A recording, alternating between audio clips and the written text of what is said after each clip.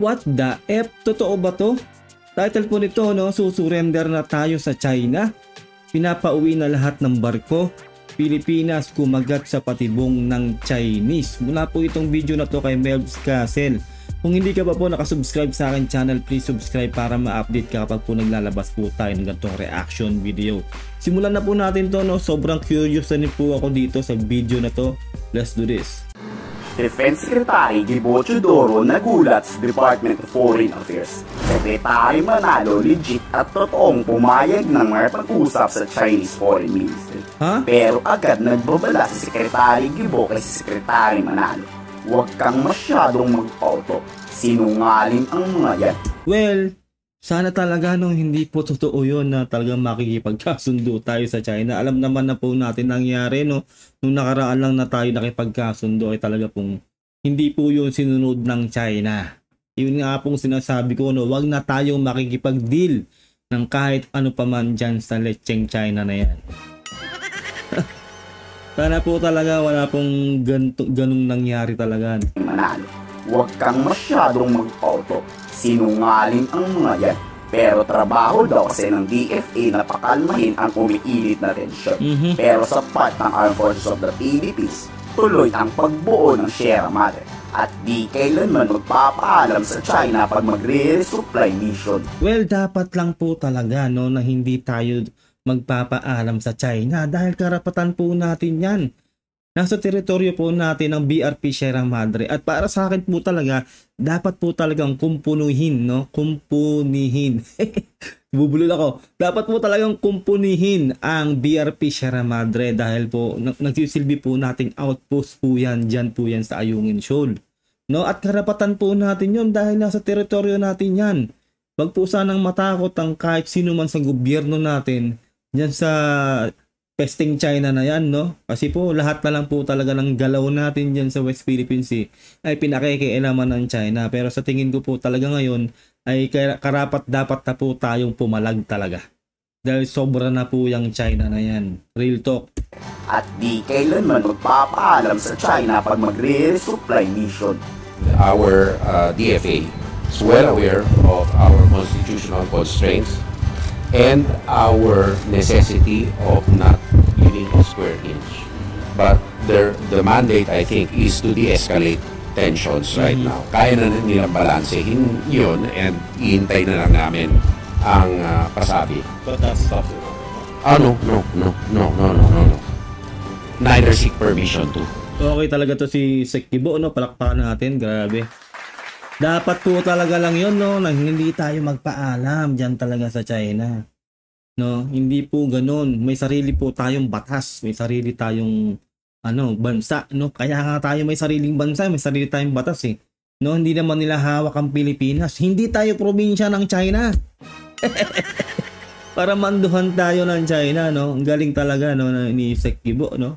Siyempre po sa pamumuno rin ng ating Pangulong Bongbong Marcos, ang ating Pangulo po talaga ang naglalatag po ng mga batas, no, at mga dapat gawin ng ating mga nasa gobyerno na yan. Kaya po siyempre saludo rin sa ating Pangulong Bongbong Marcos sa mga gantong desisyon po, no, sa paninindigan ng ating Pangulo at ang ating gobyerno, no, na hindi po tayo magpapaalam talaga sa China. Kasi po nakakahiya po talaga yon kung magpapaalam tayo sa China. No, para na rin nating sinabi na hindi natin kayang lumaban. No, at talaga pong nakakahiya po talaga yun. Dahil nakakahiya na nga po yung nakarang administrasyon natin. Na halos ibenta na tayo sa China, no? Sana naman itong ating bagong gobyerno po ngayon ay hindi po sumunod sa yapak nun. Diretso mo natin to, no? No. Neither seek permission to. Pinatikos naman ni Professor Renato de Castro ang DFA. Ba't kayo pumayag? Malaking kalokohan niya. Di pa ba namumulat sa katotohanan? Kakausapin tayo. Uutuin. Isang malaking patibong, di ba? Walang kwentang kausap yung mga Chinese. At pagsisisihan raw ng Department of Foreign Affairs makapag-coordinate sa mga bulaang inject. Well, real talk po talaga yan, no? Talaga pong mga bulaan yan at talaga pong walang isang salita. Magsasayang lang po tayo ng laway, ng kuryente, ng effort, lahat-lahat na po dyan sa China. Kasi po sila po talaga ay wala pong pinakikinggan talaga. Kung nga yung UNCLOS international law na yun, pati yung arbitral award natin, hindi nila nire-respeto Tayo pa kaya na napakaliit na bansa, no, na syempre ang tingin nila sa ating puto lang, no, napakaliit lang natin. Ganun po ang China.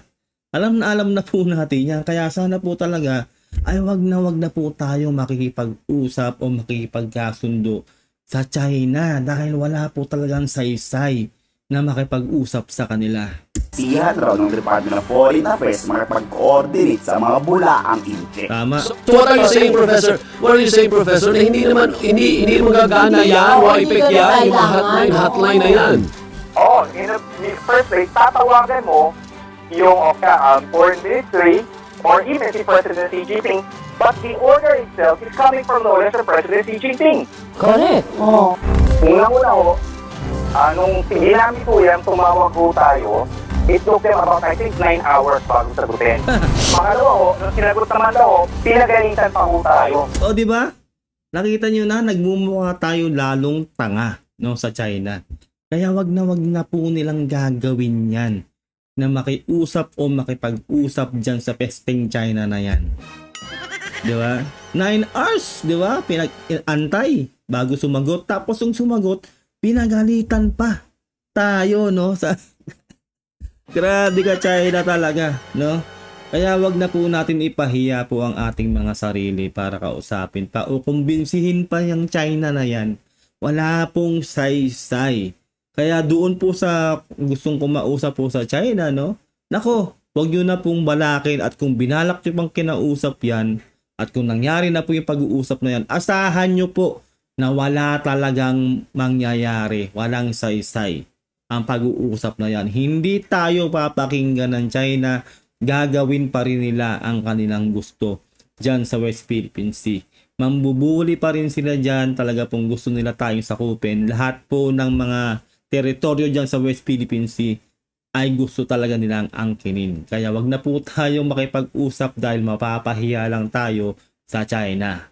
Work bago sagutin. Pangalawa ho, nung sinagot naman daw, pinagalitan pa po tayo. Sabi ho sa atin, don't use the hotline as a channel for complaint. If you have any complaint, direct it to the Chinese Embassy in Manila. Aroy.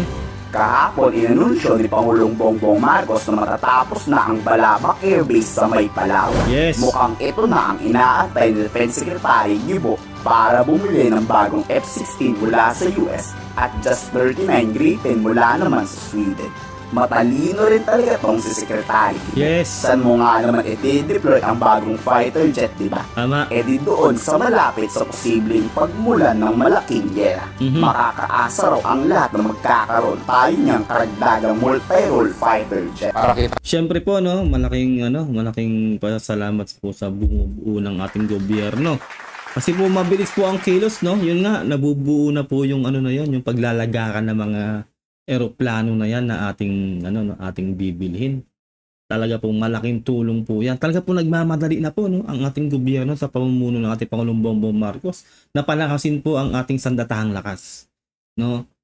Wala na po talaga tayong ibang presidente ngayon, no, na karapat-dapat na gumawa ng ganito kundi ang ating Pangulong Bongbong Marcos. Talagang masigasig po ang ating Pangulong Bongbong Marcos, no? Grabe.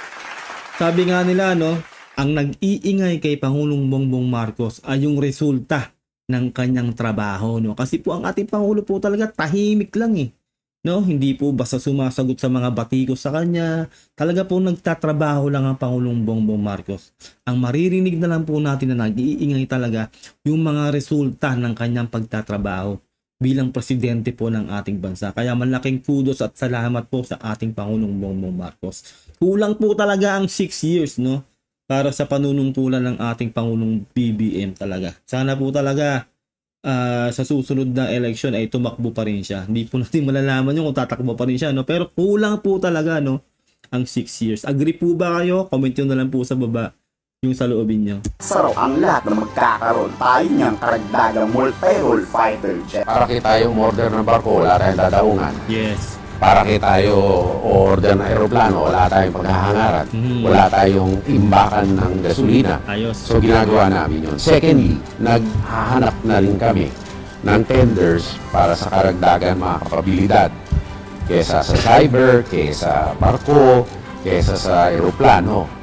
Pero ang prinsipyo nito, ito ay manggagaling sa bansa na kaalyado dapat natin.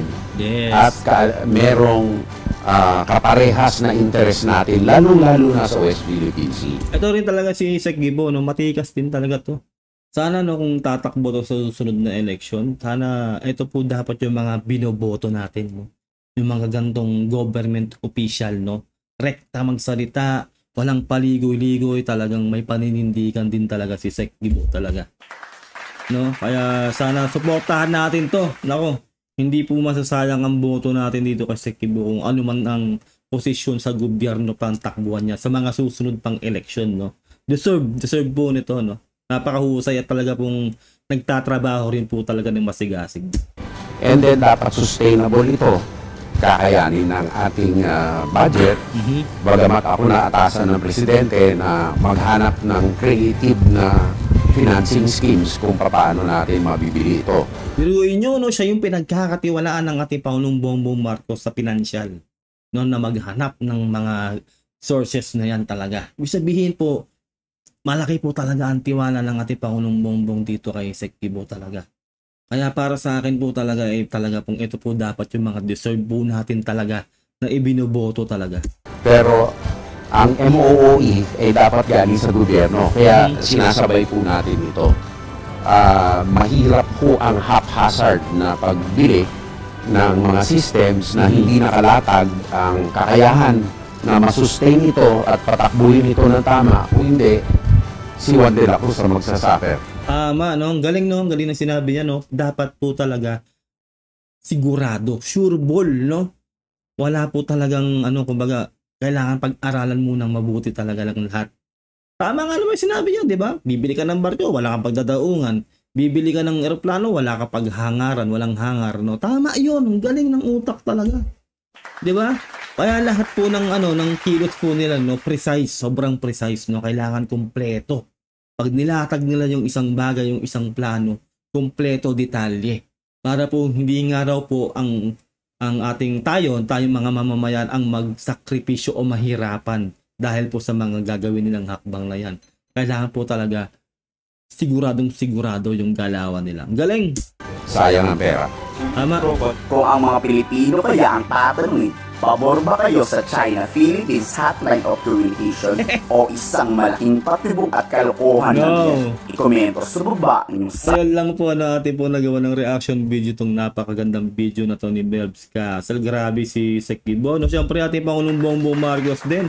Sampu ng gobyerno po natin talaga ngayon. Sobrang masigasig po sila sa pagpapalakas po ng ating sandatahang lakas. So asahan po natin talaga na marami pa pong updates, no, ilalabas po ang ating gobyerno. Kaya suportahan lang po natin sila. Huwag niyo po sana kanilimutan na mag-subscribe kay Melbs Castle. Ilalagay ko po sa description ang link ng kanyang video para makapag-subscribe po kayo.